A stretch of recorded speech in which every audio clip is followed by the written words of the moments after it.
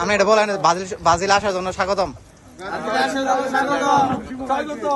এ ধরনের ব্যতিক্রম ধর্মী চিন্তা ভাবনা বা এই ব্যতিক্রম ধর্মী এই চিন্তাটা এটা কেন করলেন, কি কারণে করলেন একটু বলবেন আমাদের? আর্জেন্টিনা মানে ব্রাজিলটা ভালো লাগে। আমি আর্জেন্টিনা করছিলাম মেসির জন্য আর কি।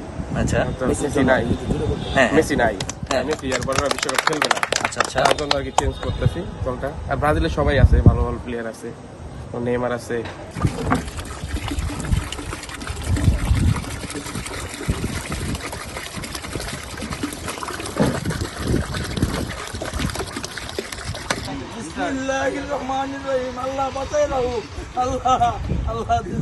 আপনি এটা বলেন ব্রাজিল আসার জন্য স্বাগতম।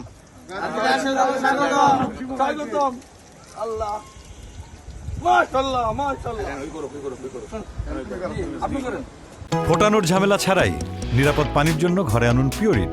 কল করুন 16627।